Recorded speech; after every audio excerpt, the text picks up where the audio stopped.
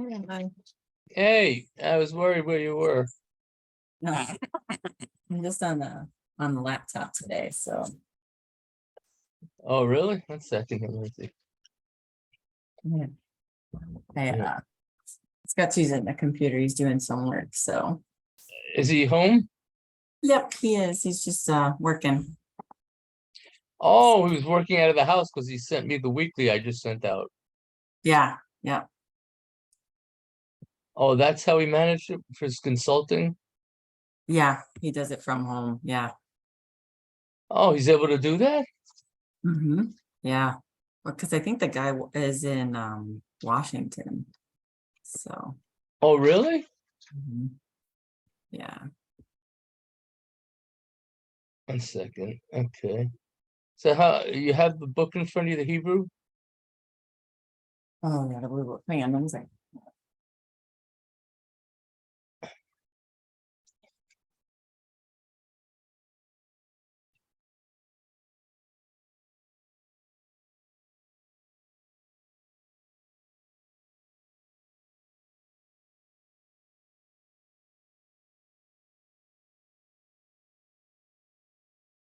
How the kids doing today?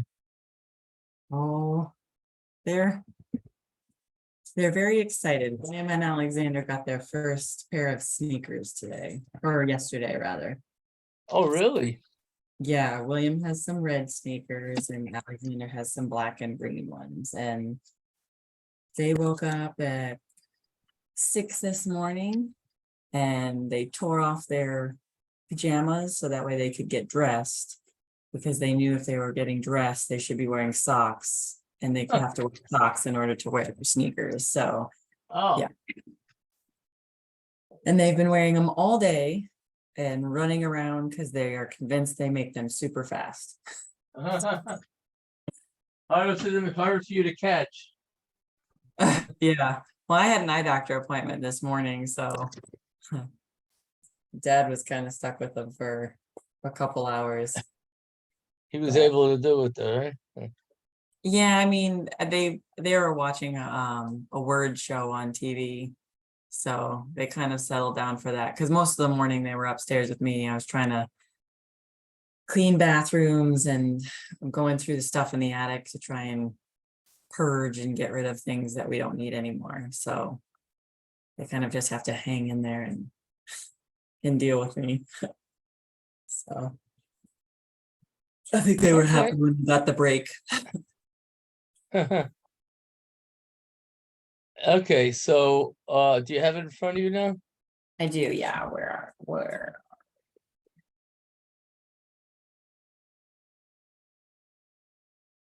what lesson are we on? Let's find one that's practical these days. Yeah.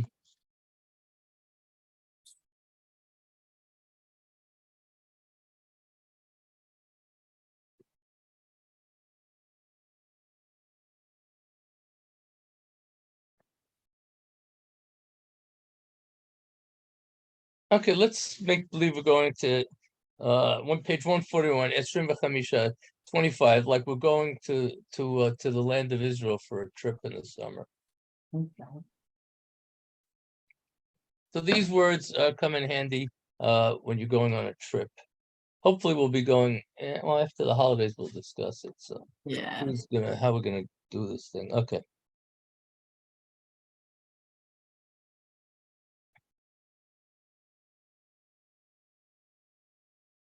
Okay, so the first one we have is tiyul, which is a nice word. It's a trip. So we're gonna take a hike. So every time you want to go on a trip somewhere, you're saying, I'm gonna go on a tiyul. I used it a lot. So I've been using it since I'm a kid. So that word comes, I don't know how you would remember it otherwise, but T-Yule, like Yule tide. Yeah, right. With a tea bag in it. I don't know. And let's say, where are you going to take the tiyul? Yam HaMelach, to the Dead Sea. Yam is sea. Melach is like a salty sea, right? It's a Dead Sea, but it's really a salty sea. Kites, when are we going to go? In the summer. Kites. We're going to go on the trip. That's when most people like to go when they have time. Yeah, But that it's makes also the sense. most expensive time to go Is it? Yeah. because people all want to go. Supply and demand. Okay. La'aroch tiyul is to arrange a hike. So if you want to arrange the trip, you're going to say la'aroch tiyul. You're going to arrange the hike. Then we have sentences here underneath them. So la'an, where to? So where are we going to go? La'an, where are we going to go? Where to? Is weird too. I feel like we've actually mentioned that one. We could have mentioned it earlier in our discussions. Okay, where to? We're going to go up to Be'er Sheva in the south. Be'er Sheva is all the way in the south. Beersheba. I passed it on the way to Eilat. It's like maybe 3 hours, 4 hours from Eilat. Is it a big city? It became a big city because it was cheap in the desert. People didn't want to live there, but then they decided, since so many people wanted to move there, they decided this beautification program in the last couple of years. So now there's a lot of things there where years ago people didn't want to go there, but now they made it a lot of good things there now. I just saw a special on TV about all the beautiful things at Beersheba now. So Really? And they're not trying to named make it. after Beersheba, though. Beersheba, it means the seven. It comes from the Genesis. Isaac with the wells, the 7 wells. Beersheba. That's where Oh, he had the wells in the south of Israel. So Be'er is a well. Sheva is 7. The 7 wells were dug over there by Isaac in Beersheba. They called the name of the place Beersheba because that's where the wells were. okay.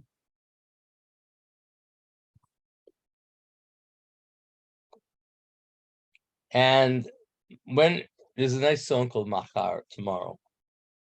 Machar is tomorrow. So tomorrow is going to be Thursday, Yom Hamishi. Day after that is the Sabbath, Friday night. Okay. How do you say Thursday again? Yom Hamishi. In other words, the 5th day. Oh, okay. Okay, so let's say Yom Rishon, Dan, is Sunday. Yom Sheni is Monday. Yom Shlishi is Tuesday, which was yesterday. Yom Revi'i is Wednesday. Yom Chamishi is Thursday. Yom Shishi is Shabbat. And Shabbat is the 7th day. So it goes day 1, day 2, day 3, day 4, day 5, day 6, day 7. Okay. But does Shabbat mean day 7, or does it just mean Shabbat? Shabbat is the day of rest. Shabbat means to rest. Yeah, That's the that's my 7th point. day. Okay. You know, I mean, in the Kiddush, we say Yom HaShvi. Yom HaShvi is the Sabbath, technically, okay? You could call it Okay. Shabbat, the day of rest. You could call it Yom Shvi, too, if you want to go in the numerical, because it's in the prayer. Your rate is to go down. Now, if someone moves to this country, when you go to Israel, it's called Aliyah, you're going up. But if people come to this country from Israel, they call Yordim. They're going down in holiness. They're going from Israel to the United States. So Oh, it's also used for people that decide to leave Israel. Just so interesting. you know, they call Yordim, those who move out of Israel to come to greener pastures, as they say. Well, it's funny. There's a couple of chapters in the literacy book that I was going through, and they were talking about the people who have left Israel, and then they also mentioned oh man, what's his name? One of the kings, and he summoned like the Christians, the Jews, and I think someone from the Muslims, and he was having them all tell the story about their religion. And he ended up choosing Judaism, and he converted, but he didn't make all the people in his country have to convert. And Right. I then, forgot the name of that king. Yeah. yeah, You're it right. starts with a K, I think. And he, and then he moves there. And then right after he moves there, unfortunately, an Arab horseman ends up killing him. But, Yeah, it's kind of ironic. Yeah, that's what happens. but, and I forget who the rabbi specifically, I wonder if it was Yehuda Halevi, maybe? Yehuda Who, Levi, not the king, but yeah, the rabbi. no, but he, I think, was the rabbi who ended up Oh, convincing. the Kuzari. Yeah. Yes. And and he he liked what he said the most, and he liked that Christianity also followed along with, they believed in the Talmud and everything. But then what did he say?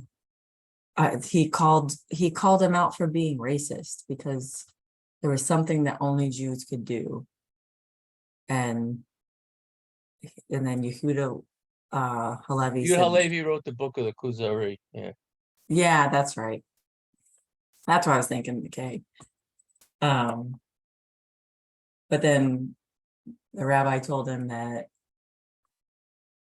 oh, it was something to do with if the Jews are persecuted and under such, terror all the time, why wouldn't they just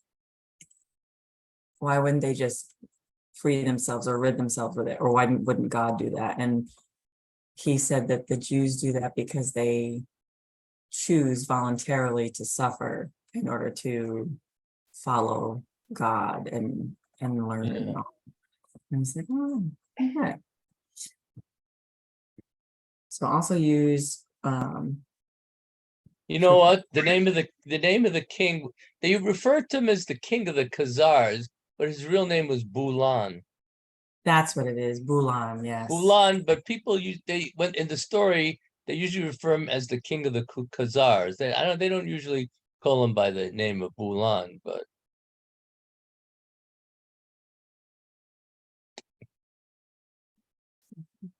And your raid is to go yeah, down. I have it right here. I'm looking at it in my office, the Kuzari. It's Oh, right yeah? here.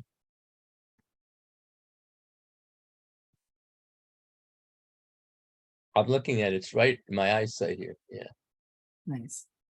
it's an interesting book. Well, we have a chance, we can go through it a little bit maybe, but Yeah. I have it right here. Have you ever done that in any of your classes? Done books like that? Kuzari, yeah, many years ago. Oh, yeah. Okay. Cool. I was wondering that actually. In some of the other books that have been Yeah, Kuzari, yeah. I have it here mentioned. because I taught it, yeah.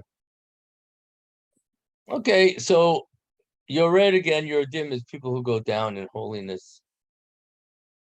Coal is sand. Hopefully the next few days you'll get into some coal. Tuesday's the best day for it, July 4th. It's gonna be like sort of rainy on and off on the other days. Not fair, is it? I wonder if the beaches where all the coal is gonna be packed since it's a holiday. I don't know if the beaches will be packed if that's the case with it, but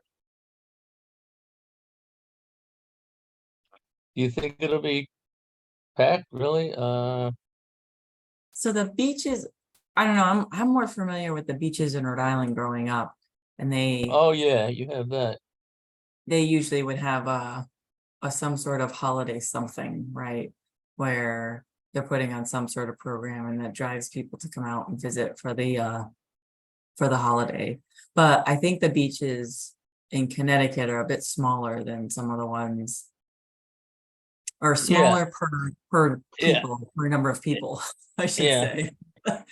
So it seems like they're smaller in Connecticut, but I haven't been to, I don't think, more than one beach in Connecticut, and the only one I've been to has been in Niantic. So, and Sorry, my windows are rattling from the construction. oh, really? Yeah, this I was in a class before with a friend. We were talking about sound frequencies, but this one, yeah, it's not so. Look, the windows are rattling from the sound. Oh, I can't hear it on my end, so Oh, good, thank God, I got it. Okay, so the next word is beged yam, which means clothing of the sea, which means bathing suit. Really? There's no ocean in Israel. Huh. There's the Mediterranean. Yeah. There's the lakes. But there's no ocean, so they say beged yam. And when you go into the Mediterranean, which is the coast of by Tel Aviv, up and down. Mm-hmm. So they call it bathing suit beged yam. So And then do then they you have still call it the beach? They must still what? call it. Do they still call it the beach? Yeah, cool. Yeah. It could be a beach by a lake, by a sea, by the ocean, by the sound. Yeah. It could have all those.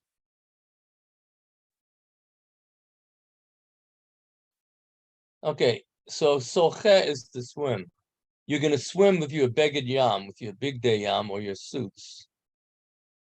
Who's watching the kids now? Oh, they're sleeping. Oh, Now they they're, are? yeah. 2 o'clock, we stop what we're doing and we take our Oh, last to the oh, bathroom and everyone goes oh, to sleep. really? That's the routine? Yeah, sometimes it happens a little bit earlier depending on what time they wake up or how well they slept the night before. Oh, I wish I had a 2 hour nap. Oh. Well, only by God's good grace is it 2 hours. So Okay, sometimes it's a little bit less. okay. So soche is to swim. You're gonna swim with the beged yam in the yam. Mhm. And And sometimes when you sohe in your beged yam, you get cold inside it. yeah, that could happen.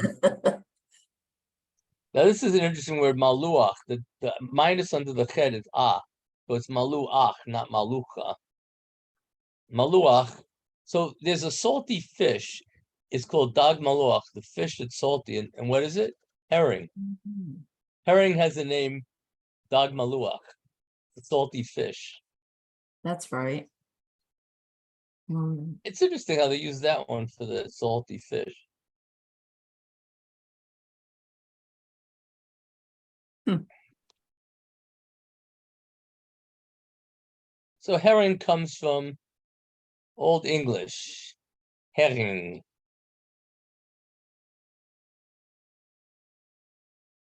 Henning, German. Huh.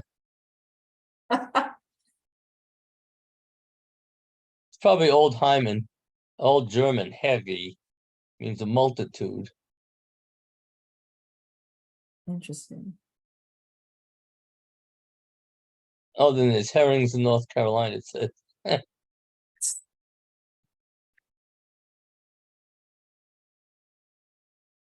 So here it is. Dag maluach is herring. And you can also say maliach or herring. If you go to a place in Israel, you say herring, they'll know what you mean. Because dag maluach is just one of the names for herring. You can also say herring. And it's a common food at mealtime, right? Yeah. Yeah. So it's amazing that they picked that one fish to give it the name. Dag maluach is herring. I don't eat it, so I don't ask for it usually. Yeah. EF shar is it is. Efshar is possible. EF shar is it's impossible. It's impossible that your kids will sleep for 4 hours during the day. That's EF true. shar. EF shar, right?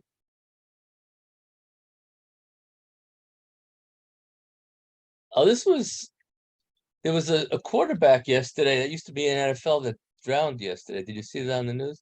No. Mallet. He went on vacation, he drowned. Huh. He was an NFL quarterback for 4 years. So to drown means litboa. So when you're out there swimming, you better be careful on vacation. Can you say that again? To drown? Litboa. Makoa?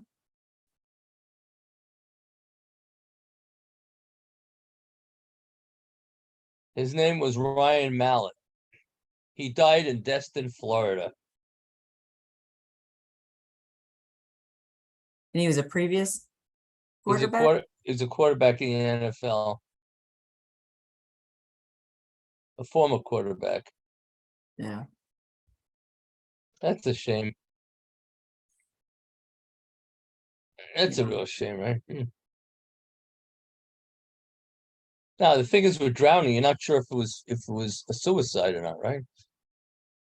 Well, and You find someone dead in the water. Some people drown themselves, right?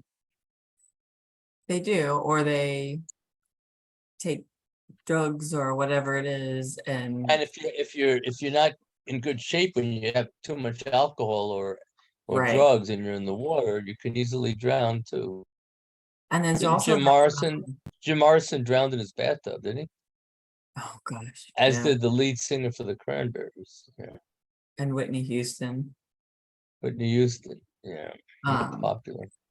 there's another one though that another thing that's happened a couple times to some famous people where they go in the water, and it's more of when they're in like the lake, a smaller lake or something like Yeah. that, and there's an electric shock in the water, and if you just Oh happen yeah. to swim in there, it can shock you enough to unconsciousness, so that way you end up drowning because you don't wake up in time to.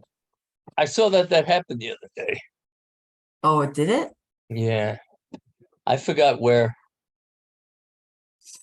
Yeah, so Got shocked to death. yep. That's a real shame that there's all these things that could happen to you when you're in water. I mean, I think about that too, and I'm like, how can you protect yourself from some of those things? Like the drugs and alcohol, that part's fine. I don't worry about that. But like the random electric shock, and how would you know if that body of water is safe to go swimming in? Or like now that I have kids, how do I know if they want to go with one of their friends or something like that? Well, Be the safe. question is what happens in the world. I was in a mansion I was on a mansion, was it Monday? Tammy was performing, Aaron was doing magic, Tammy was singing in the parlor songs of the 20s and 30s. And it was hot in it. There was no air conditioning. It must have been like 83 degrees outside, 84. There's a woman who was heavy. She leaned on a table that was like 200 years old. The table collapsed and she ended up on the floor. She could have taken down people. She could have died. She collapsed right on the floor beneath that broken table. Wow. So who knows where it's safe anymore, you know? Yeah. Well, sometimes I think that's God always has a plan, right? He's got this plan that none of us could ever completely comprehend, I don't think. Yeah. And And it yeah, could have been a message to her or a message to anybody else in there who needed to see that experience to open their eyes to something, right? it's interesting because it was like a trial before a show. Aaron's doing magic show. So he calls on two rabbis, me and this other rabbi. He shows me a card. Then Rabbi Lefkowitz says, okay, it's going to be the 10th card when he shuffles. Aaron asks me, is this the card? I say, no, it's not the 3 of hearts. It was the 9 of hearts. He says, uh-oh, two rabbis, trouble. He did the trick. He did the trick again. And I said, I'm sure it's going to work this time. And it was the 3 of hearts and he did it right. So Really? you better be careful. He said this trick has never not worked for him. You got to be careful when you have two rabbis involved. He had two tricks that didn't work for some reason. That's funny. Hmm. Or is that part of the show to kind of like lead up to You this know, discussion? the thing is, I was asking a friend of mine from Chabad yesterday in the pool, what should have I done? Should have I been honest about it? I said, you know what? I had to be honest because I thought maybe he's going to use that as part of the show to show Yeah. that I was wrong and he was going to do something. But he says I should have said I forgot. What would you do if you were me in No, I front of would have Aaron? been Should I said honest. I forgot the card? How's he going to work on the trick if I tell him that I forgot the card and I have to do it again? Yeah, I would have been honest. I wouldn't have lied. He did it again and it worked, but yeah, Right. I would have I don't thought the know. same thing, that he was gonna use that as part of a build-in to whatever the rest of the trick was, so. I mean, some of the magic was nice, some of it wasn't that cool, but you know, some of it was amazing, I guess. He didn't pull a rabbit out of a hat. One trick that he didn't have time for is he had us all write a place where we wanted to go to and put it in a box. He said he couldn't do the trick though. I thought it'd be cool if he can get the places we wrote on, but he didn't do that trick. That's cool. Was this like a fundraiser for something? No, it was he just invited friends, you know. It was just a trial of a magic show that he wants to do in the fall. So it was like a trial. It was fun. It was like a house of people were dressed like in the 20s and 30s. Tammy was singing songs from the 20s. Now, did you Anything do this? goes. You know, I just wear this hat and a suit jacket and pants. So no. Anyway, it was just funny how Aaron missed the trick when I was involved in. I thought, oh. Yeah. Now, those songs might be the same ones, that the show tune ones that you and Tammy have been talking about, right? Yeah, Tammy. Well, when we're on here, Tammy just called me back. I called her about it actually, so she called me back. So I couldn't take the call while we're on here. I'll talk to her later about it. But yeah, some show tunes that I really like. Yeah. So we have two more words. This is one that people have to do, and especially in the heat. Miklakot. You better take a shower, Miklakot. So in the heat, it's important you take a shower. And Shavu is their return. Shavu banim ligvulam. That one day we're going to all return back to our original borders. I feel like I've heard Shavu in the prayers too. Maybe in just some Shavu, services. Shavu, yeah, yeah. So why don't you go over the words this week? Because this is good for trips in the summer. Trips going to the beach, going to take a shower after the beach. You know, when you go to the beach, do they have, when you grew up, did they have showers where you go after the beach to shower off after you Yep. went into the ocean? Yep. Yeah, there'd usually be just past the dunes, a little bathroom, but the bathrooms would be very bare minimum. And then they'd have like outdoor showers where you wash off, rinse, basically. And then they had like stalls for bigger showers, but they didn't always have shower curtains for closing off. Oh no, okay. Yeah. And that all depended on, I think, when you went and which beach you went to too. So Okay, so why don't you go over these words this week, and because this is good for vacationing and good for summertime, going to the Yam, wearing the big day Yam. during the kayets, Kites, yeah. taking to use.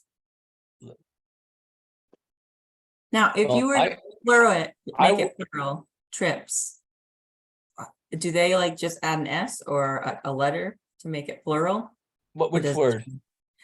so like if you were saying taking, the summertime is when you take trips versus going to take a Tiulim, trips, Tiulim, yeah.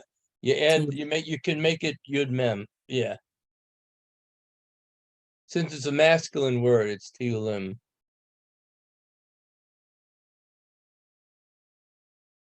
And does that happen like across the board with masculine words if you want to pluralize them? Yeah. Okay. So I wear Crocs to the pool. Crocs, you know what Crocs come from? Crocodiles. Yeah. The They're Crocs, called Crocs in Hebrew though, right? yeah, it's like a crocodile, amphibious nature of feet, so they call them Crocs. It's like the Hollies. The Hollies were named after Buddy Holly after he died. The Hollies. Did Holly's you a know shoe? that? The Hollies, the rock group, was named after Buddy Holly, who died in the plane crash. Oh, okay. I always like knowing the origins of these things. It is, yeah, that one is cool. So what's towel in Hebrew? If you're going to the beach, you need a towel. What do you need? Magevet. Magevet is a towel. So you need magevet for the beach as well. What about sunscreen? Well, let's start with things that we sit on first of all. Okay.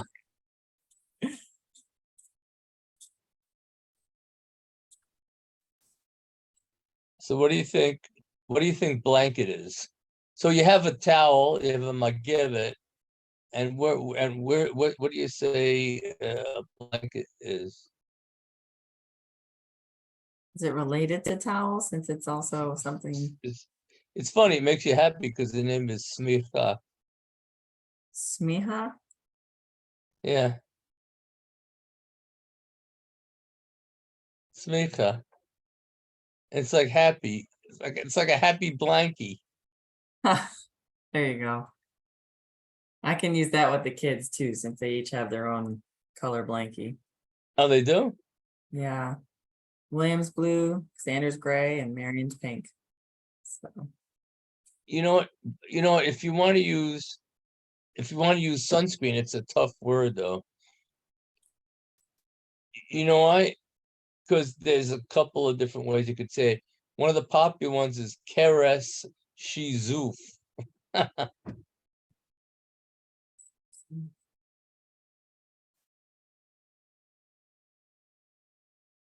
Arif Shizuf. Yep. Right. So when did the first sunscreen come out? 1954. Did it really? Wow. That have been Who- earlier than But that, but yeah, but who invented it? Franz Greiter.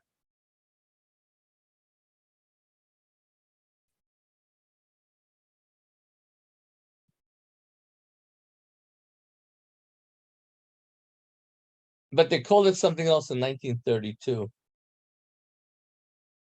the sunscreen. Yeah, they had to call it something else, but people have been using something to protect themselves from the sun since 1932 that I know of. Yeah, there you go. See, that's what I figured it was gonna be. At least in the 40s that people would start doing that. But don't forget, in the ancient days, back to Egypt, 3000 BC, people were using lotus petals, rice bran, jasmine. They didn't call it sunscreen, but they were using different foods on their face. Yeah, or I figured mud, you know? So the They first time people used anything was 3000 BC in Egypt. That's huh, the first time that they noticed that people put something on their skin. That's well, like like like 5,300 years ago. things like 5,300 years ago. jasmine, I would imagine they did it as relief from the sun after they've Yeah. been out all day. But they were using rice bran because they had it back then, and they had lotus petals. Yeah. Okay, and one last word about the beach. Hmm. What is waves? Waves. Waves in Hebrew. Let's see. I'll give you a hint. There's an actress with that name that just was the first Israeli actor or actress to get her name on the Hollywood Wall of Fame this week. It happened this week, really? Oh It gosh. happened. It happened this week, and her name was Gal Gadot. Oh, really? Good Yep, for her. So then is it Godot? That's a wave? Gal. God. Yeah.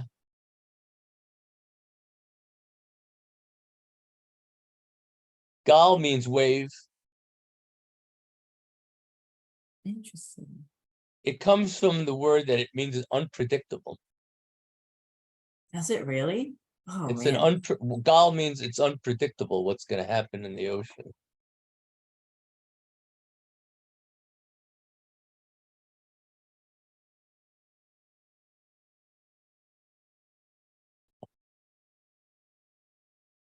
What other, do you have any other words that you need for the beach?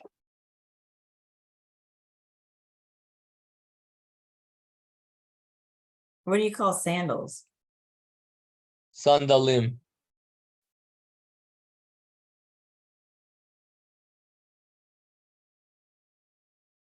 Yeah, so I have Crocs, but I have Sandalim too. I just bought a buy one get one free at Boscov's in Meriden last month. So Ooh.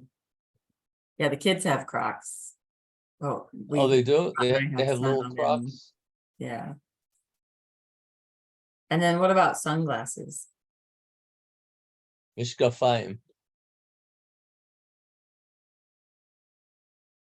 And one last thing about beach chairs, you need a kisei chof. You need a beach chair.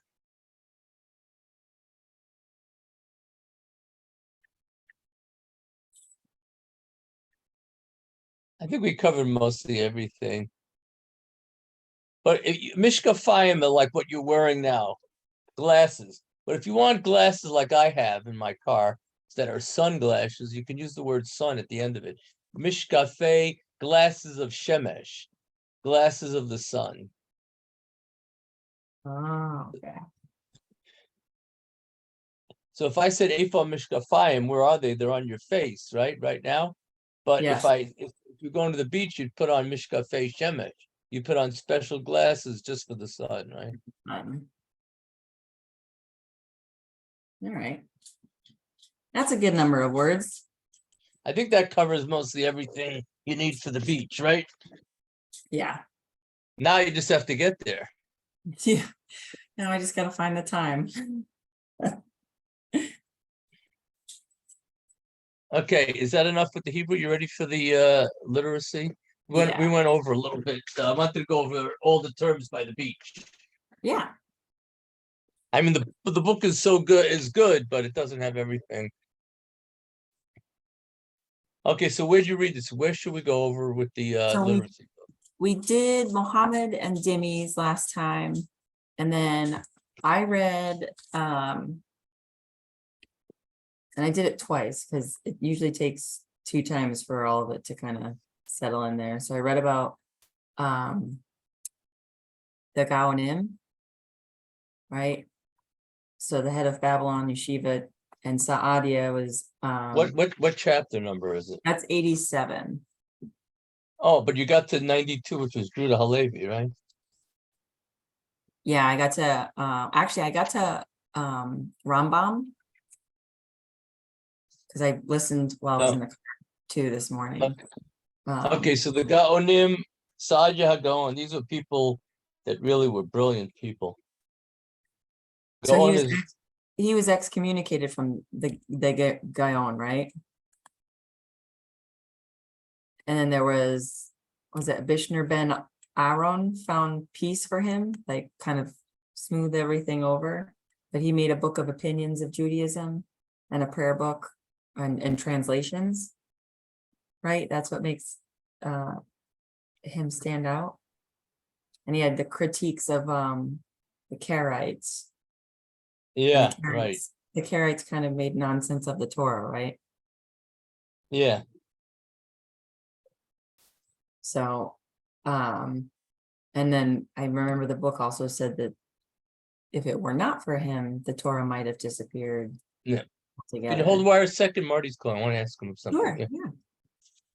Hey, Marty. How you doing?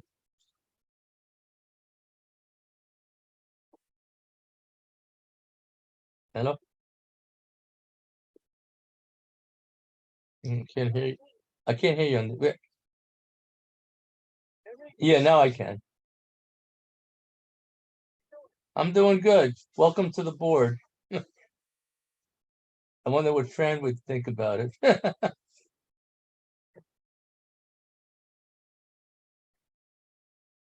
Yeah, that's what I thought.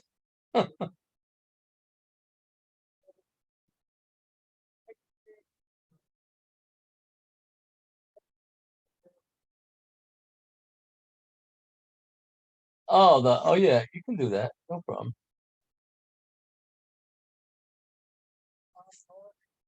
I did it for my bar mitzvah. Yeah. Okay, so you do the maftir and the haftorah for your bar mitzvah from Balak? Okay. Okay. Okay, looking forward. Yeah. Okay.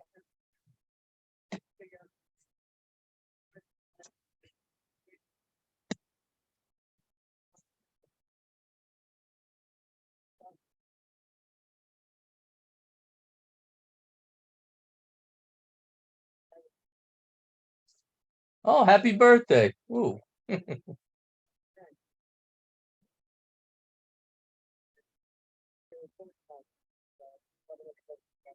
Okay, wonderful.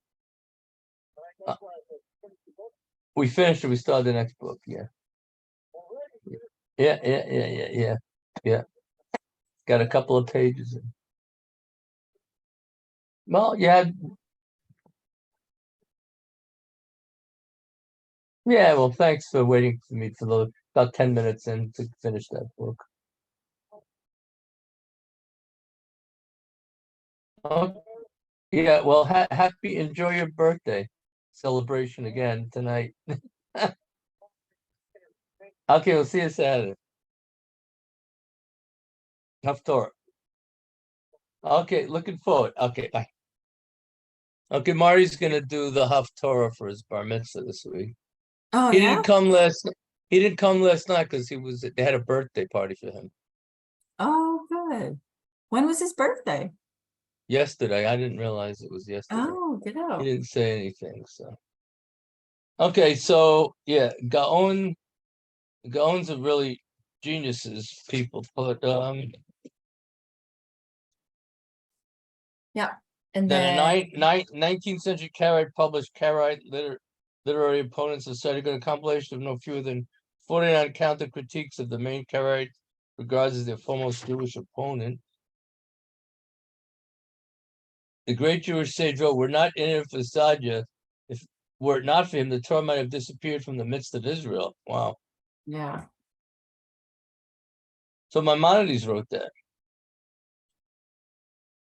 So that's what I was wondering, because they don't talk about Maimonides until 94. And I was like, oh, wait a minute. Yeah. Well, that's because they want to devote a whole thing to him. Yeah. But then even with this, the next chapter with Resh Goluta and the Exilarchs, they mention Anan, who gets passed over as the first son, right? So Yeah. they're supposed to be descendants of David, but they didn't really trust him, Anan, so he got passed over. And he was the one who founded the Karaite sect. Is it Arite sect or is it Karaite sect? Karaite. Okay. So, and Exilarchs had a ton of power, but those powers were eventually turned over to the rabbinic leaders, and Exilarchs died out sometime in the Middle Ages. So I was like, oh, okay. And then right after that, they talk about 89 is the Arites that rejected the oral law and forbidden the use. So they forbid the use of fire or leaving the house on the Sabbath other than to go to service. Is that also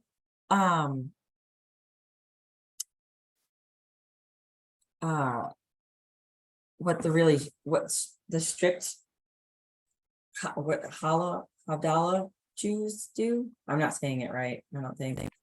Oh, Chabad. Haredi Jews, the ultra Orthodox. Yeah, the ultra. That's what I meant. Well, they Is don't it, follow it literally, though. They do the rabbinic Judaism. They're not like the Karaites. so they can still use fire, and it's okay if they leave their house. Yeah, they leave the house. Yeah. Okay. That's just one thing that I had thought That's about. why, yeah, the Karaites, you couldn't do it literally, the Torah. Right. And that's why you also need the Talmud that, I mean, to spend the day in darkness is crazy, right? yeah. Well, And there was no lights back then, so right. And how would you be able to study yeah. other than from listening? which would be oral law versus just reading the Torah. So, but so he was a leader of different. Anon ended up being the leader of a different religion, and he claimed that the true religion of the Bible and the oral law had changed the Jewish religion altogether. Then we had the golden age of Spanish Jewry. So is there a golden age for the other Jews in Europe? And they never called it by a golden age. is that because they were just already considered to be better off because they were closer to? They just never used that term. No. And that the golden age was really only because there were Jews that held higher status jobs where like Maimonides, yeah. Right, yeah. So, and then they have Judah Halevi, which is we talked about with the king. Oh, the Kuzari, yeah. Oh, but yeah, Bulan. Does Bulan? Oh, it mentions his name here. Bulan. And then I didn't have any notes on 93 Almohades. Almohades? Yeah, we're a fanatical group of Muslims who offered. Oh yeah, they offered him the choice. You can either change to become a Muslim or you could die. Or if you decided you were gonna switch over, they'd like keep a close eye on you to make sure that you weren't keeping any Jewish traditions. So they Right, yeah, that was scary. So because of that, a lot of people left Spain and Morocco. yeah, including Maimonides, right? Maimonides left, yeah, and he went from Spain to Morocco to Egypt. Right. So and it's all summed up in one sentence. All the horrors of Spanish Inquisition were anticipated under the Almohad rule. So that was not a good period. Mm-mm. But then we had Maimonides, who lived not bad, 69 years old back then. Was he considered a rabbi? Yeah. So then I had thought about this. Was Rambam, he Rabbi Moshe ben, yeah, Rambam, Rabbi Moshe ben Maimonides. Was he expected to have that many children, like 15 kids, just like you would have Yeah, been? I don't know what the norm was back then. I was wondering that because I know he got asked to get interviewed, and he tells the story about how he has to serve the king of Cairo, and it's a mile and a half away, and he's got to be there from like the early morning, and he's got to help everybody who's there at the kingdom. And then he comes home and there's a whole bunch of people waiting for him. He only eats one meal a day, the whole like 9 yards. And I was like, does he have a family? So, but they don't really talk about his family. Although there's another book that we have. It's the Jewish Book of Why, and we actually have the second edition too. It's in the back. Rabbi Kola. She's the one that married me in 1981. Really? The author, yeah. Hey, get out. Yeah. Rabbi Kolach, yeah, from Long Beach, yeah. The second version is in the house, and I've been reading it from time to time. I've only read a couple things, but he mentions Maimonides. It's a good book. I'm glad he was a nice guy. Yeah. Yeah. Well, and he's been mentioning more of the different rabbis who have written things, and then a lot of those rabbis have sons that have like taken some of the stuff that they've written and finished it or revamped it or what have you. So I was like, wait a minute, did he have a family and kids? And I couldn't remember. But he didn't mention like all of this, all his busy day trying to help everybody at the kingdom and then come home and then try and fix everybody's ailments. So Sheshan, we're doing the book of Jewish literacy, Maimonides.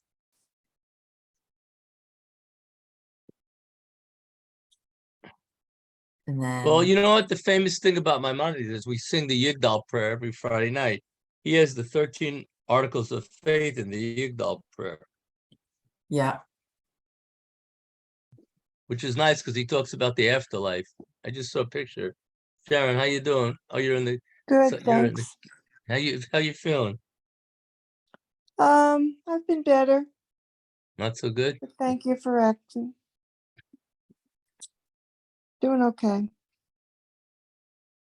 We're just kind of sitting here at the lake and it's thundering. Oh, it Um, is now. Yeah. I'm inside.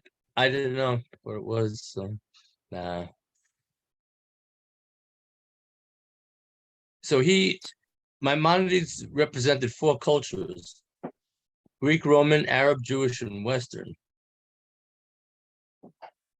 But it's funny, they're funny because the great teacher from university said, I think of him as an Arab thinker, and you might have thinking that he was a Muslim writing.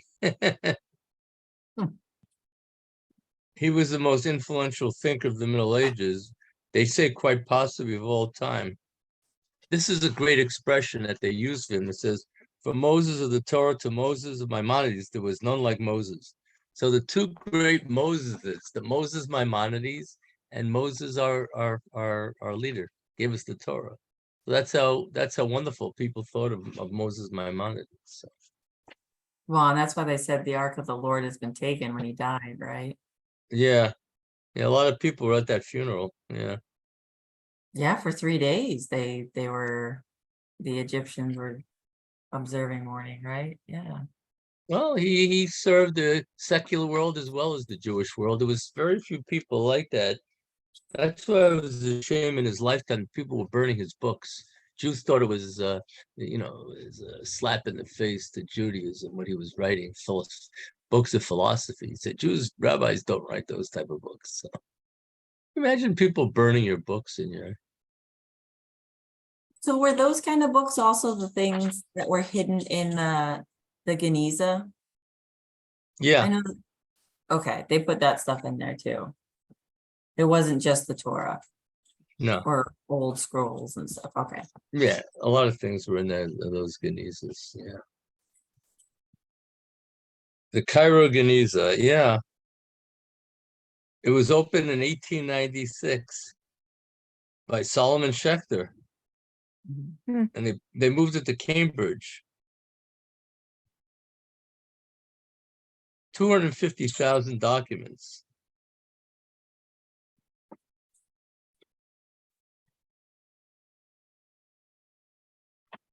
Well, it's an amazing thing that they had stored away there in Cairo. I was hoping to get to Egypt, but I didn't feel it was so safe to go to this time. Yeah, that's probably smart. Yeah, because Sharon, I always wanted to see the pyramids, so I just thought it'd be a good opportunity. My They say friend, when you're in the neighborhood. my friend Pam and her husband Tom just came back from Egypt. Yeah. Really? Yeah. They said it was absolutely, they live in Colchester actually. Oh, really? And yeah, they said it was fascinating. A lot of walking. Yeah. Lot of walking. Yes. Yep. But they went to the pyramids, they went to the Sphinx, they went to the Sahara Desert. It's fascinating. I know I was on the border of Egypt. I was in the Yeah, border. they didn't say border. anything about feeling unsafe, though, just to let you know. Just like when you went to Israel, and I thought that Israel was so unsafe, but Well, there was a terrorist attack when I was there in Jerusalem, but yeah. really? Yeah, the guy drove his car into the market. Wow. Drove his car where? Into the Into the Machane Yehuda market? market. Yeah, mowed down 3 people. My brother was nearby over there at the time. He was at a different market. You never know what can happen. It just doesn't make sense. Hey, look what happens in the streets of this country at night. Exactly. It's not just Israel. It's not, I didn't have time to go to Egypt. It wasn't because I was afraid of going there. I mean, it was because I Well, didn't have you time. were pretty well spoken for while you were there. Yeah. Yep. And I mean, I did get to go to Petra and Wadi Rum in Jordan. So I got an experience of what it was like. I was on the Saudi Arabian border over there by the Gulf of Aqaba. I was by the Egyptian border, so the Red Sea. Yeah, You did a lot. I know a lot. You can't overdo more. I mean, I would Right. need more time than 10 days to see all that stuff. Right. Right. It was a lot of stuff, believe me. Out of the 10 days, how much time do you think you spent just traveling from place to place? Like, are things really spaced out rather far? Well, the air thing was the most thing. The 12 hours on the plane was I lose a day going over there. Gain time coming back, but well, driving around, I'd say, well, when I Oh, went up because of the 6 hour long difference. when I went up north, the trip was up to Rosh Hashanah by the Lebanese border. Figure that was like a 2.5 hour trip by the minibus that we had. So that was going to Jerusalem and back. It's like an hour and 20 minutes going to Jerusalem. It's not like you were in like a vehicle for like 4 or 5 hours trying to get to one Oh, place. but when we went to Eilat, yeah, I stopped off at the crater, Mitzpeh Rimonim. That was like 3 hours to the crater, another 3 hours to Eilat. Yeah, and we went over the Jordan border. It took another, once we got over the border, it was another 2 hours and 15 minutes up to Petra. So that was in a little minibus too with 12 people in it. So yeah, and then on the way back, another to Wadi Rum was like an hour and a half, and then an hour and 15 minutes to Gulf of Aqaba, then another hour to Eilat. Then the Dead Sea was 3 hours. Back to Tel Aviv was another 3 hours. So that was the bulk of the traveling, just those, and Jerusalem. And when I went to Jerusalem to the wedding, it was like 45 minutes each way. And then for the trip to Jerusalem, the day trip was like an hour and 15 minutes each way. So that's basically most of the travel. Other than that, I stayed in Tel Aviv by the beach. So it's not bad. You know, I'd so say- Israel is long, but it's not wide. no, it's not wide. I mean, 6 hours to Eilat is a far trip.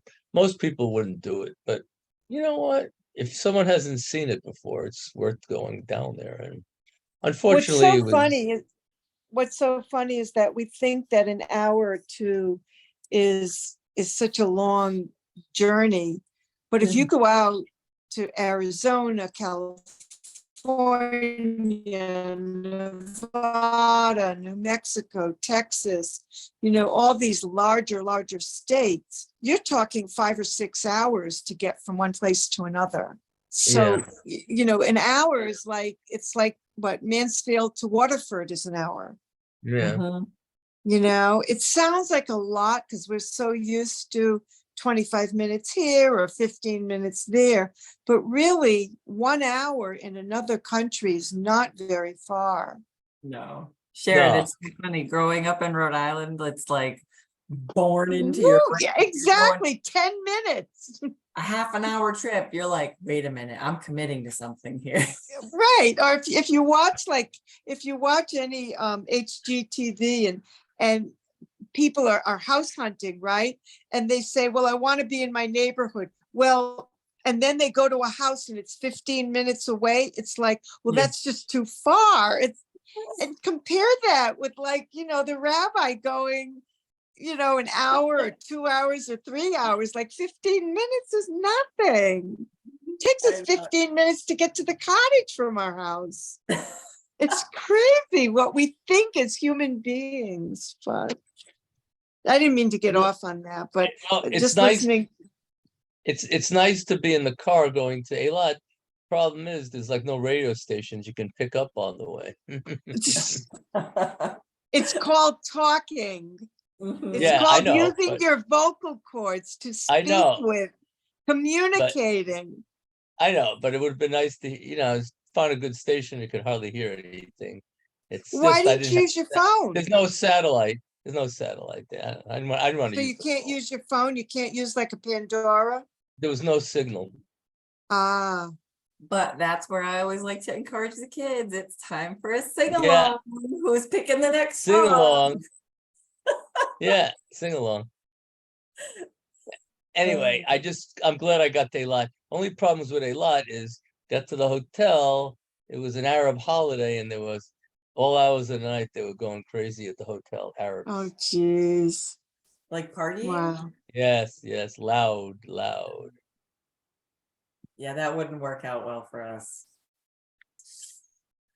Well, what can I tell you? That's the only bad thing about it was that loud noise. Security came up, and then they still did it again for a while. People there, it's Oh man. it's like Arab holiday. They're like controlling a lot. So this is our city. What the Oh, that's weird. and Akko, it's like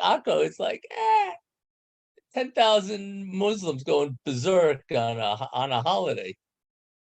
That wasn't Ramadan, was it? It's the end of Ramadan. They have a Oh, holiday it's the at end of Ramadan. Ramadan. The end of Ramadan. I went on a Oh. cruise. We went on a cruise in Akko on the sea there. We went on a cruise, and no one else dared go in there, but I didn't care. We went on a cruise, Marcy and I. Everyone else didn't even bother to go by the docks because all Arabs there. We're not Jews there. So I decided I want to go on this little party boat for 30 minutes. Yep, that's Rabbi. I I could want see to go on. it. I wanted a little part. Hey, it was only $3. It wasn't if it was expensive.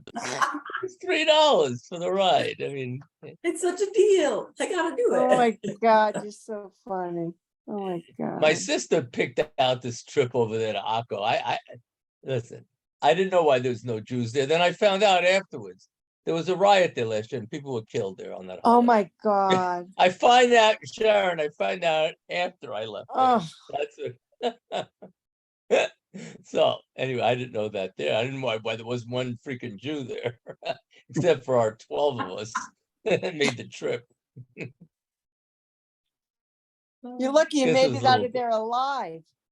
I didn't even know the reason why there was freaking no Jews there. I just anyway, the trip. Thank God everyone was safe. Thank God there was no incidents. But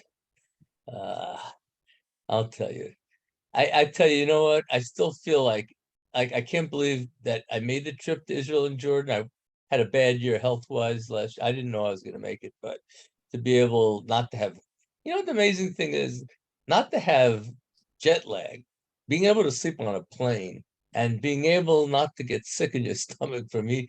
First time ever, I didn't get sick at all from eating food. The water. The water that's there. Right. I took a lot of Bottled water. enzymes.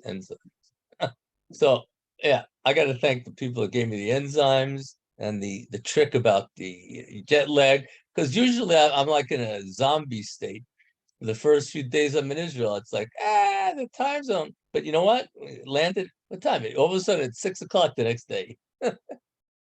So I decided to go to bed early, not to make it a late night. Go to bed like 10:30, and there's that big breakfast awaits you, all you can eat, breakfast, that fantastic buffet. So I don't want to miss that, that's for sure. And don't Sharon, forget, I have you don't been drink. to Israel? What? Has Sharon been to Israel? Sharon, No, you've been there? No. no, I have no desire to go to Israel. I don't know why, but I've never. I was, when I first graduated from dental hygiene school, the first thing I wanted to do was go to Israel and work on a kibbutz, but Oh. it didn't materialize. And ever since then, I've just never had the desire to go there because there's always been fighting. Yeah. Well, it's always going My to be. whole life, there's always been fighting. It's always going to be that And- way. Yeah. Yeah. So I didn't want to go to a country where they were continually fighting. Yeah. This week in the My West Bank. luck, I would be in the marketplace. Yeah, 4 people were killed last week in the West Bank again. So yeah, in the last few days, 4 people were killed, murdered. So yeah. Well, you know what? I told Marcy I'm not going by the West Bank. So I'm not going on any tours, not driving through there, not going anywhere near the West Bank. If I have a car, I make sure, Sharon, I didn't go anywhere near the West Bank. I didn't want to even go. I wasn't tempted to go anywhere to see any of those sites there, holy sites. There's plenty to see without having to go to the West Bank and endangering ourselves, really. Right. And is that where the Gaza Strip is too? Yeah, man. That's on the West Bank, right? I didn't go anywhere near the Gaza Strip. It's just so sad. Well, my brother was right by the Gaza Strip. My cousin has a beach house and right up from there, Ashkelon. And you know what? That's where they bomb. But my brother went there for a weekend. I didn't want to go to Ashkelon or anywhere near that, but on the border Who's places doing with the bombing? Who's bombing them? Palestinians. You know what? They learn in school to hate. They have no real future. The government takes all the money. The people are poor. They tell them to hate Israel. They teach them that in the schools, that you're a hero if you kill Jews. Can you imagine the school system? Deanne, imagine you're in school a lot. Imagine in school if they're telling you that it's a mitzvah. You get a reward. You go straight to heaven by killing Jews. I mean, what kind of system is that? That's crazy. I mean, it's just, I don't know. It's hard to think about. So like William's going to school this coming year. And one of the things that we were talking about the other night was somebody had said something about smoking. I don't know if they saw it on TV or whatever, but we said, someday someone's going to ask you to smoke cigarettes and you need to tell them you don't want to get sick. And that's why you're not going to do it. And it's just one of those things that, gosh, how young are they teaching these kids that, to hate others, and that if they kill someone, they get a reward or a prize. And, Scott and I are more concerned about the other kids that William's going to be around and the influence they might have on him and how to remind him of our values, to care and to be kind and stuff like that. And it's hard for me to think about that people can be okay living with that much hatred every single day, living with that, yeah, it's okay to hurt somebody else. But that's not something these kids are born with. That's something that they are conditioned to believe. Yeah. And that comes from the parents, right, or the aunts and uncles, or the grandparents. I mean, it comes from somewhere. So if kids are brought up in a family, at least this is my belief, if kids are brought up in a family to be kind and respecting of others, then they're not going to be interested in making friends with these other kids who don't hold the same values that they hold. That's my thought. I mean, I didn't learn that as a child because, my parents were partially disrespectful of other people's religions and other people's color and stuff. But when I went to school, when I went to college, I learned differently. A whole new world opened up for me. I met non-Jewish kids. I met, Black kids. And I started making decisions for myself. But I could have gone along with what my parents felt. And I didn't want to live that way. But if kids grow up in a good household where, the parents get along and you grow up with certain values, they carry those values with them so that you don't have to worry, because they'd be more worried about you and Scott than they would about somebody who's not being nice to them. They would come home and tell you this person wasn't nice. That's the difference. That's what I'm hoping. You worry so much about them. You worry so much about them being influenced by other kids. But really and truly, most of their influence comes from you. And when they go out in the world, they carry that with them. Yeah. If they don't like it, then they might change as they become adults. But as children, it begins at home, begins with parenting. That's my belief. I could be wrong, you know, not being a parent, I could be wrong, but it's what I've seen. I mean, Yeah, talking well, about Jewish ethics. I'm trying to remind myself too, like when he comes home and he says he likes Johnny, who maybe hit another kid or something, to to hold back just a little bit. You can't hang out with him anymore, blah, blah, blah, blah, and try and have a conversation of how did that make Johnny feel? And did you feel bad for Johnny when he got hurt? Like, so it's not just me ordering him to not hang out with people like that. I have a more, like, let's think about how you felt and how everybody felt. And if that's is that really what you want to do? Do you want to feel like that? And as I'm trying. That is what my book is about. It's about children understanding other children, and you know, how do you feel about someone not treating another child nice? Mhm. I mean, that's pretty much why I wrote the book, so that children would think about how they feel if other children are not being treated well. Yeah. So it's important, but it's Yeah. so You just want to bite your tongue. well, and I just want to be like, no, you can't, don't do that. You're not allowed to do that. Which is what my parents told me. You can't hang out with that one. You can't hang out. I don't want you down the street, even though all we were doing was playing kick the can. I don't want you out there with all those kids. Only makes you want to do it all the more. Mm-hmm. Well, and I also recognize that he hasn't been to a preschool or a daycare.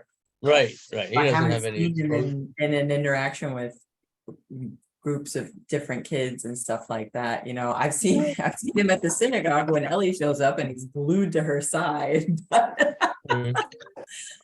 But I haven't seen him in a large group of kids where there's enough interaction to kind of say, is he getting it?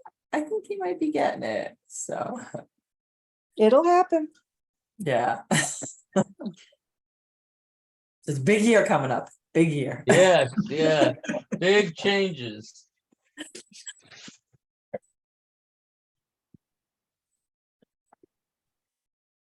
So Rabbi, last night we went to see the performance of Beautiful, the Carole King.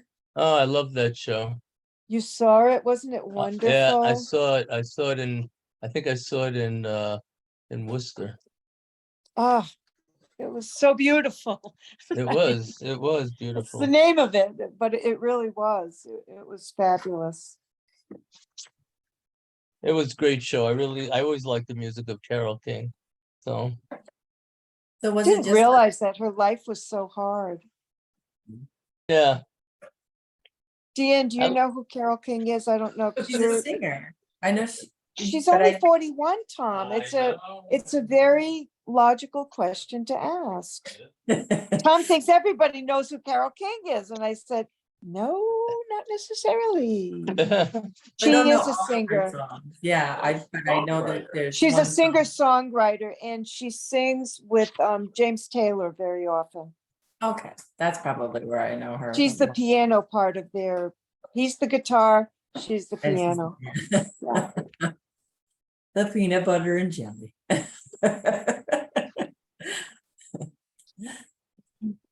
But so they made a theatrical performance. They made a theater production about her life. The early part of her. They've been doing this. They did Frank Sinatra, which is called I like shows that talk about people. Like when I saw Gypsy this week, Gypsy Rose Lee. It's an interesting way of learning about people. You know, who was the lead in that? Because we saw Gypsy with well, there was no one famous, but she was great. Tom, what was her name? It was no one famous. So. Okay. But she was in Broadway shows before. I saw her at the Goodspeed. She was in other Broadway shows though. this woman who played it. Oh, I have a picture of me with this woman. My mother saw it, Ethel Merman, Really? I think. Yeah. You don't need someone famous. We have great singers out there. You don't really need a big name for that role. But this woman was so good. I mean, everyone in that cast. In the Goodspeed, they get people that are, worked in theater, and it was really a great Yeah, they get a cast. lot of people. Yeah. So does the Ivoryton in Old Yeah. Saybrook. Ivoryton, yeah. The Kate also. Yeah. And the Yes. Kate, yes. Yeah. We're lucky that near us we have so many wonderful places. We've been going to Theater by the Sea, but it's getting to be too long a ride. It's a long over- ride to get there. It's It's beautiful. an hour though. and 20 minutes. Ooh. Yeah, we didn't get home till after midnight last night. I don't like driving that far to go to theater. It's a beautiful location. It is, If you're but staying and it's a overnight. beautiful building. But it's just too far. We have 2 more productions. Well, I love theater, and I just love going. It's just such a great thing. It really is. I wish the Bushnell wasn't so expensive. They've really jacked up their prices. Oh, I lately. can't believe how expensive that is. Hello, Mr. Alter. This is Justine Mercado from the law office of Slater Slate.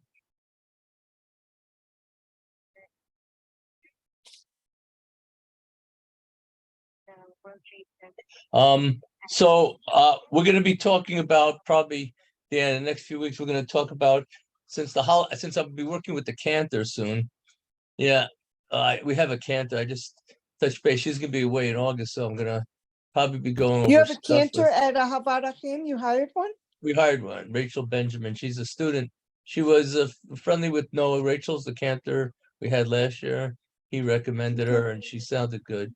She's like a Is more of she a for the mentor- high holidays or is she a just for full-time? just for the high holidays. Uh-huh. Do you guys do Uh, that, Sharon? Did what? Do you guys have Sharon, do you guys get a cantor for the high holidays and stuff? Hillel gets a rabbi. And B'nai Israel gets a cantor. And it's been the same cantor for years. That's what's good. You have the same one over and over. Daniel, I don't remember his last name, but his first name is Daniel. Is he from Connecticut? I think he's from New York. I think he's nearby though, I heard. Interesting. But I think Well, he comes, I think he's from New York or Brooklyn. Hmm. But it's been on Zoom. Oh, that's no So, fun. I haven't really gone to I haven't gone to a service, but I think I am this year. I think I'm gonna go. Okay, in closing today's classes, since the holidays are on my mind, we're going to be talking about repentance and what you have to do to make sure you're clear and you feel good about your actions. That if you know that you've hurt someone, what's involved in the repentance world? What do you have to do? How are you getting forgiven? Do you have to really mean it when you say it? A lot of us, I mean, I hear this week, a lot of people, they're talking and they don't realize that they're hurting people when they talk. So I heard about it this week a couple of times that people were unaware that they were causing real damage to people. They thought it was going to help them, but in the end, it was they didn't know the situation, so ended up hurting the people. So, got to be careful a lot the way we talk to people. And even on Facebook, I see someone's posting some stupid thing on my wall now. You got to watch what you put out there even on social media. I mean, you could put some stupid things out there. I mean, totally unrelated to what you're writing about. And the people, since it's public, they can write whatever the heck they want, but it's not really being sensitive to other people, I don't think. What do you think of that? I know, Sharon, you're not on social media, so. I don't like social media. I go on every once in a while because some people are messaging me and I try to tell them that it takes me weeks or months before I'll see their message. So I don't like social media. I don't think that people use Facebook for what it was originally intended. Well, I mean, and a look- lot of people just vent and they put angry stuff on it and they hurt people. And that's just not the intention of Facebook. well, I don't want someone to read that. someone posted something about Pride Week, and someone really wrote something nasty about it. Then the other person, it was whole battle on Facebook. Where it's just there's so many ways that people can damage each other. I mean, I taught a Hebrew high school class with girls, and they got bullied, and a lot of them get bullied on Facebook. They use social media, and that wasn't only Facebook. They use other things too, but TikTok. But these girls were so hurt by this, what people say about them on social media. It's hard to believe all these 14-year-old girls that look so sweet in my class, that they all had issues with bullying. And I tell you the truth, guys, I didn't think that in New London and in Waterford, I didn't know that you can do so much bullying in high school and get away with it. I figured kids would report it, but I guess there's reasons why kids don't want to report it. They're afraid. But to me, it's a real They're shame. afraid they're going to be next. They're afraid they're going to be next if they Yeah. report it, right? On the Right. tattletale, and then they'll find whatever small thing it is. And I mean, when I was in high school and middle school and all that, they didn't have social media, but it still was the same sort of premise. Yeah. And even worse, though, on social media, I find that people are not even posting their own original thoughts. They're taking stuff they find, memes, Oh, okay. and all these other sayings that they feel they can relate to somewhat. And then they post it on their wall. And it may not be 100% how they actually feel. It's just not genuine to me. Like, No, I have a Facebook account and I use it so that way, like Sharon, once in 3 or 4 months when I can remember my password and get on there, Oh, I would see photos of my friends and family that they happen to post, so I can Mm. keep up with how their kids are growing, or people that I went to college with, and see pictures of them. It's never to hear it's not to hear things, it's mostly just to keep up with photos and things like that, unfortunately, because it's just not genuine to me. I only go on if I have something to share. Like I just passed the 20th anniversary of my mother's death. So I posted that. oh, I okay. I posted the first day strawberries were coming out. So I took a picture of my basket of strawberries and I Oh, said, really? "Yay, it's strawberry day." But I don't get into these conversations. I really think it's a shame that Facebook even came out, because at first it was just to meet people. It was a Right, way of meeting right. people and connecting with people that you don't normally see because they live so far away. Right, that's In a what it was good positive for at the manner. beginning. But In a then positive. people started to abuse it, like everything else. They started to abuse it, and that's when I just stopped. I said, I'm not going to waste my time and my energy on this. There are far nicer things to do with my time than to sit and listen to people bickering. It's the same thing with nextdoor.com. Nextdoor.com was originally put out there for neighbors to help neighbors. If you have a contractor, a carpenter, electrician, plumber, whatever. And now people are just voicing, just like Facebook. They're angry. Oh, It's like, okay, if you're angry, go see someone about it. But don't Right. go ruining a good thing. Anyway, guys, I gotta go to a meeting, but All right. it's been a pleasure seeing you guys today, and we'll continue next week, continue with your Jewish literacy, Dan, and we'll get away from the beach next week in Hebrew, now that we'll know all the words for the beach. Hopefully we'll get there this weekend a little bit without rain. All right, Well, good I'm to hoping see to be, you. I'm hoping to be in a July 4th boat parade on the Oh, lake. good. I hope so. With your boat. Oh, We'll see. We're gonna see if we can get some decorations for the boat. Oh, It'll can't be wait. I funny. hope there's pictures. I hope there's pictures. Yes. All I want to do is just make sure I'm not going too fast so that I bump into the person in front of me, or too No, slow so that the person in back of me bumps into me. it's so That's great all. to have a boat. It's really great, great thing. I wish It's I never funny. had one in my life. I never did either. This is my first. Well, can't wait to see it. So we're learning. We're learning. Okay, on the job. Okay, Yeah. bye-bye, guys. Bye. Bye, Dan. Bye, Sharon.